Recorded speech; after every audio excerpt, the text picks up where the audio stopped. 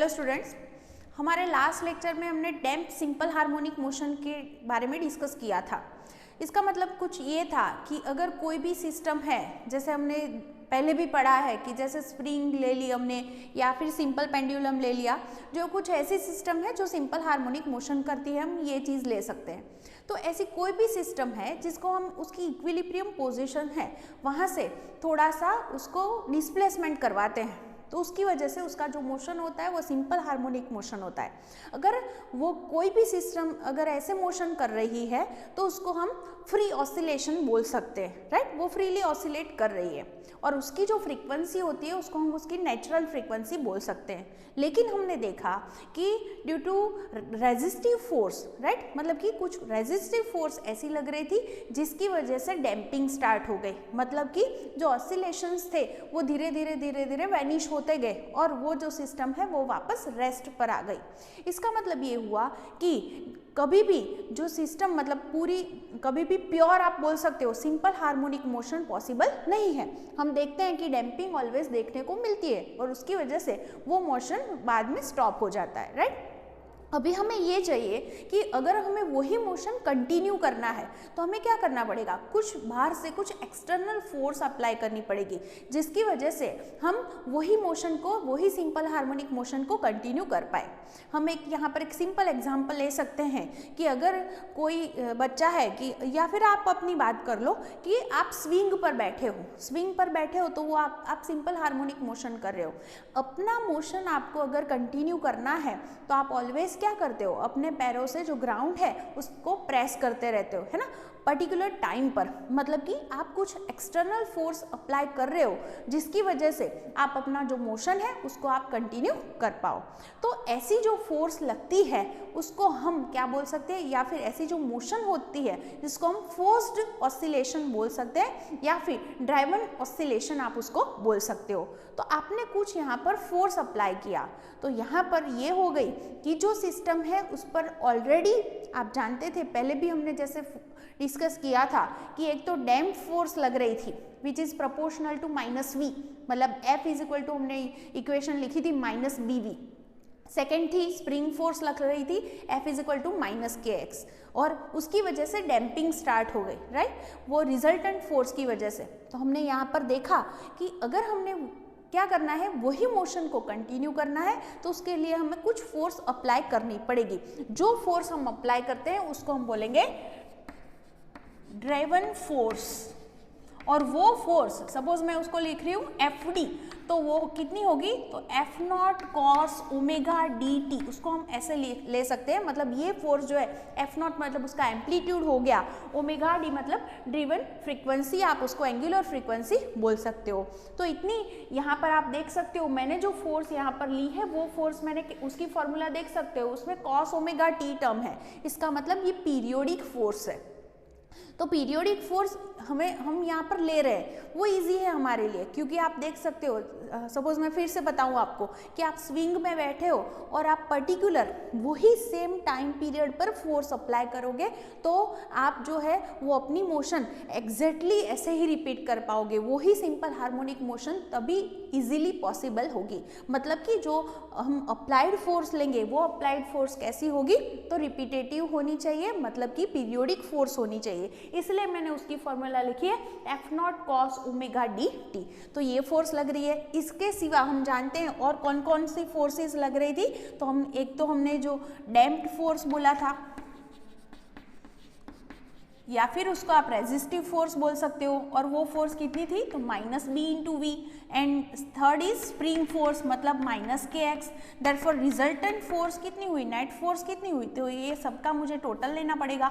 मतलब F0 cos omega t -bv of t -kx।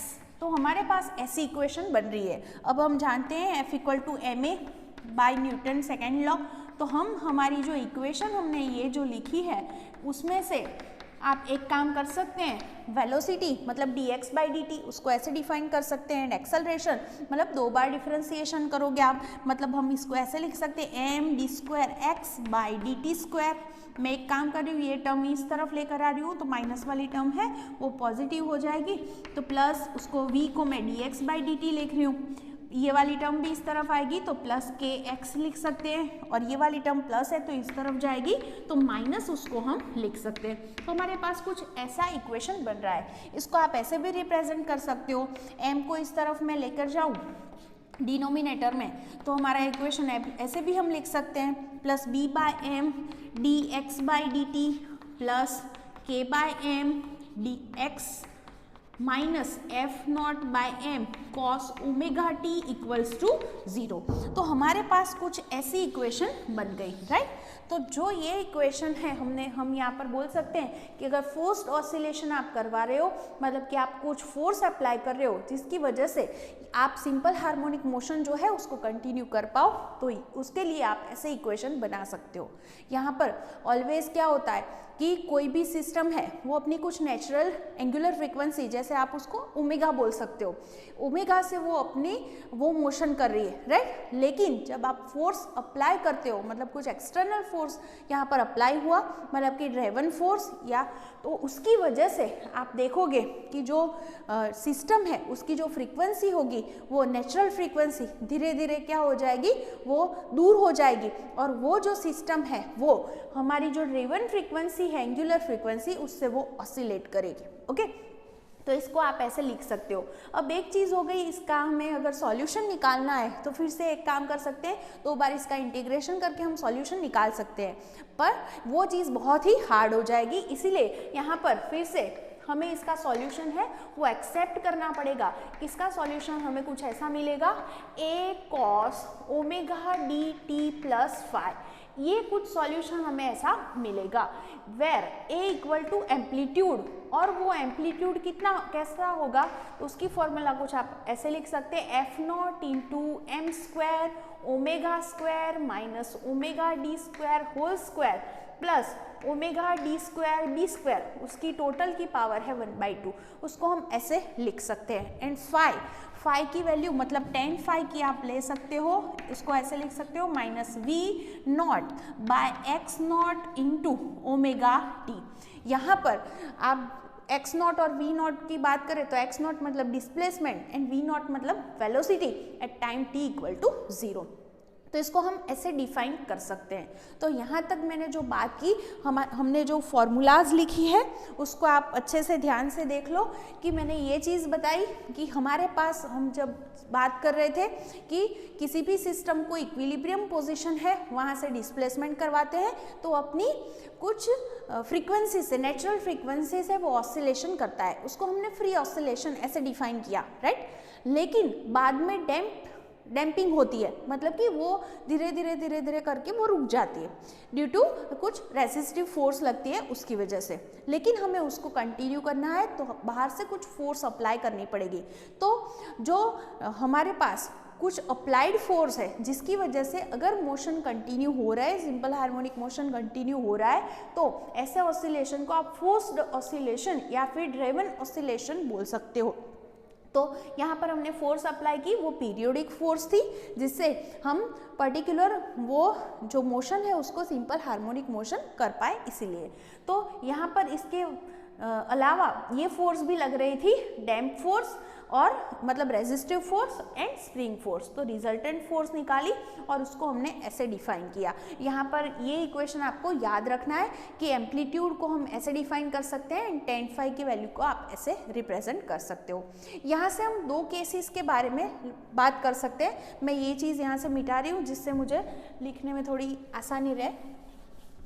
देखिए यहाँ पर आप यहाँ से 2 केसेस की बात कर सकते हैं। सपोज फर्स्ट केस की अगर हम बात करें कि when damping is very small and omega d are far away, मतलब ये हो गया यहाँ पर कि ये जो है डैम्पिंग बहुत ही कम है, मतलब कि जो बी की वैल्यू है, डैम्पिंग बहुत कम है, मतलब बी की वैल्यू है वो बहुत ही कम है, नेग्लिजिबल है, तो इसको आप निगलेक्ट कर सकते हो। और ओमेगा डी की वैल्यू में डिफरेंस है, ज़्यादा डिफरेंस है, फार अवे मतलब दोनों की वैल्यू में ज़्यादा डिफरेंस है। तो यहाँ पर हम एक काम कर सकते हैं, ये हमारी इक्वेशन से ओमेगा डी इंटू बी को निगलेक्ट आप करोगे तो पूरी पावर 1/2 है, 1/2 पावर है, तो यहाँ से स्क्वायर वाली टर्म चली जाएगी। तो एम्पलीट्यूड की फॉर्मूला क्या बनेगी, A = F0 बाय क्या बचेगा, m × omega square minus omega d square. तो एम्पलीट्यूड की फॉर्मूला हमें ऐसी मिल सकती है। इसका मतलब ये हुआ कि यहाँ पर एम्पलीट्यूड जो है, अगर आप एक चीज़ सोच सकते हो कि जितनी ये जो टर्म है वो जितनी टर्म छोटी होगी उतना एम्पलीट्यूड ज़्यादा होगा। मतलब ये हुआ कि डैम्पिंग जितनी कम होगी, डैम्पिंग जितनी कम होगी उतना एम्पलीट्यूड ज़्यादा होगा। हम जानते हैं कि प्रैक्टिकली ये चीज़ पॉसिबल नहीं है कि डैम्पिंग 0 ले लो, राइट, वो कभी भी पॉसिबल नहीं है। लेकिन अगर हम सोचें यहाँ पर कि जितनी डैम्पिंग कम होगी उतना एम्पलीट्यूड ज़्यादा होगा, मतलब कि अगर मैं यहाँ पर एक ग्राफ ड्रॉ करूँ कि यहाँ पर अगर हम एम्पलीट्यूड ले लें, यहाँ पर क्या ले रहे हैं एम्पलीट्यूड, और यहाँ पर हम वैल्यू ले रहे हैं omega D by omega ratio ले रहे हैं। तो ये रेशियो अगर यहाँ पर 1 है और यहाँ पर उससे कम वैल्यू है तो हम उसका ग्राफ कुछ ऐसे बना सकते हैं। देखिए यहाँ पर आप डैम्पिंग से ये चीज़ समझ सकते हो। देखो यहाँ पर आप देखो, जितनी b की वैल्यू ज़्यादा होगी उतना एम्पलीट्यूड कम होगा, और b की वैल्यू जितनी कम होगी उतना एम्पलीट्यूड ज़्यादा होगा। मतलब ये मैक्सिमम एम्पलीट्यूड, सपोज b की वैल्यू जो है वो मैंने ले ली 50, राइट, तो b की वैल्यू अगर कम है तो एम्पलीट्यूड ज़्यादा होगा, राइट। ये वैल्यू है वो उससे हम ज़्यादा ले सकते हैं, सपोज मैंने 70 ले ली, ये b = ले ली 140। तो जितना b ज़्यादा होगा उतना एम्पलीट्यूड कम होगा, और जितना b कम होगा उतना एम्पलीट्यूड ज़्यादा होगा।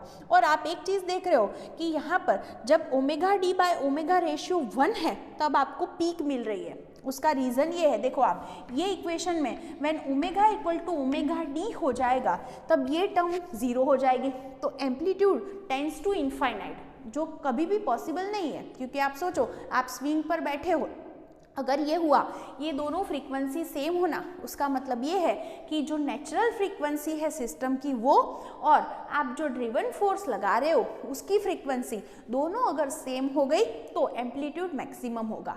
इसका मतलब ये हुआ कि अगर आप स्विंग पर बैठे हो और उसकी स्विंग की नेचुरल फ्रीक्वेंसी है, अगर आप अपने पैरों से प्रेस कर रहे हो और जो फोर्स अप्लाई कर रहे हो उसकी फ्रीक्वेंसी जो स्विंग की नेचुरल फ्रीक्वेंसी है उसके साथ मैच हो गई तो दोनों फ्रीक्वेंसी इक्वल हो जाएगी और एम्पलीट्यूड मैक्सिमम होगा। मतलब आप मैक्सिमम हाइट तक ऐसे झूल सकते हो, लेकिन आपने देखा है कि कभी भी इनफाइनाइट तक हम नहीं पहुंच सकते बिकॉज ऑफ डैम्पिंग। डैम्पिंग तो होती है, इसीलिए एम्पलीट्यूड इनफाइनाइट तक नहीं पहुंच सकता, राइट। तो यहाँ पर जब भी ये दोनों फ्रीक्वेंसी सेम होती है तब हम बोल सकते हैं ये जो फिनोमिना है उसको हम बोलते हैं रेजोनेंस।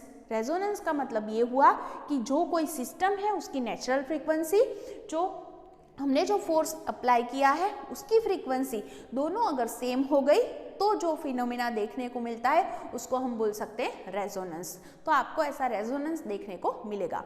आप प्रैक्टिकल भी ऐसा कर सकते हो। सपोज आपके पास ऐसी ट्यूब है जिसके अंदर पानी भरा हुआ है, राइट। आप ऐसा फोर्क लेते हो जिसके कुछ फ्रीक्वेंसी आपने यहाँ पर लिखी होगी, सपोज 240 हर्ट्ज। जब आप उसको ऐसे थोड़ा सा ऐसा उसको पछाड़ते हो और फिर उसको इसके नज़दीक लेकर जाते हो तब आप देखते होंगे कि जब यहाँ पर एयर के मॉलिक्यूल्स हैं तो वो भी यहाँ पर वाइब्रेट होना स्टार्ट हो जाएंगे।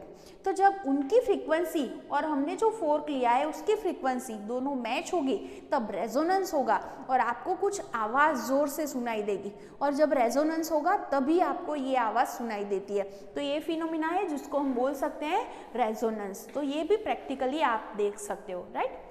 और थोड़े एग्जाम्पल मैं बाद में दे रही हूँ। तो ये मैंने जो समझाई चीज़ वो है रेजोनेंस।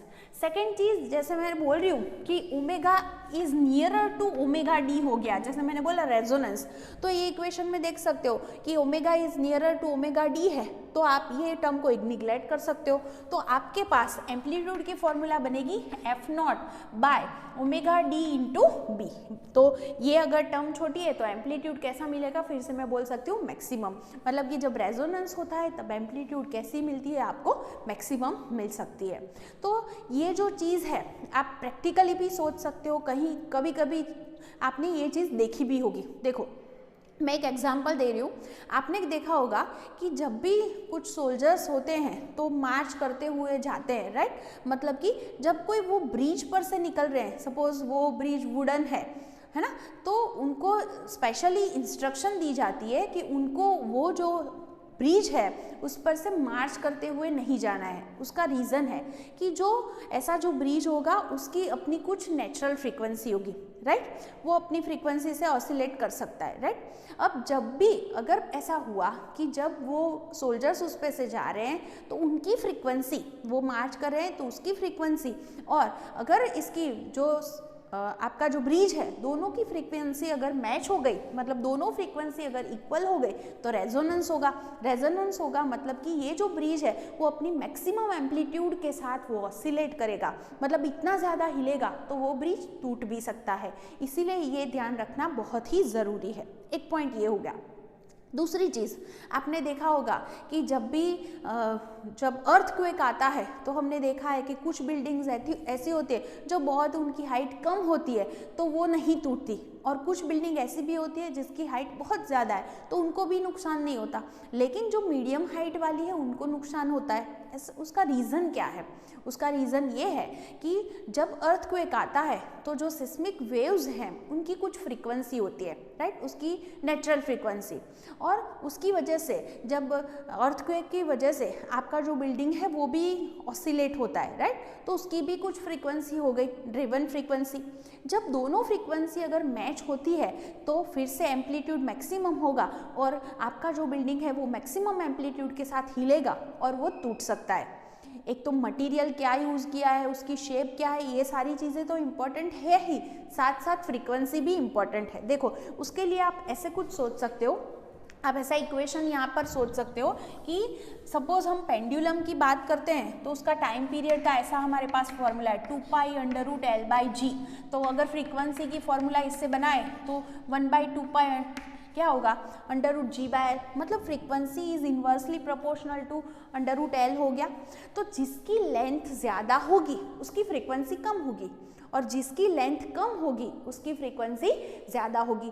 इसका मतलब ये हुआ कि अगर जो सिस्मिक वेव है उसकी फ्रीक्वेंसी से किसी बिल्डिंग की फ्रीक्वेंसी अगर ज़्यादा है तो उसको उतना नुकसान नहीं होगा, और जिसकी फ्रीक्वेंसी कम है तो उसको भी ज़्यादा नुकसान नहीं होगा। लेकिन अगर ये हो गया कि अगर दोनों की फ्रीक्वेंसी इक्वल हो गई, मतलब जो वेव है उसकी फ्रीक्वेंसी और बिल्डिंग की फ्रीक्वेंसी जो ऑसिलेट कर रहा है उसकी अर्थक्वेक की वजह से, तो अगर दो फ्रीक्वेंसी सेम हो गई बिकॉज ऑफ लेंथ हाइट, तो अगर उनकी फ्रीक्वेंसी सेम हो गई तो मैक्सिमम रेजोनेंस की वजह से मैक्सिमम एम्पलीट्यूड होगा और वो बिल्डिंग टूट सकती है, राइट। तो ये चीज़ हो गई। और एक एग्जांपल हम ले सकते हैं जो हमारी बुक में दिया है कि सपोज हमारे पास ऐसे हमने एक ही बेस पर बहुत सारे ऐसे पेंडुलम यहाँ पर लगाए हुए हैं।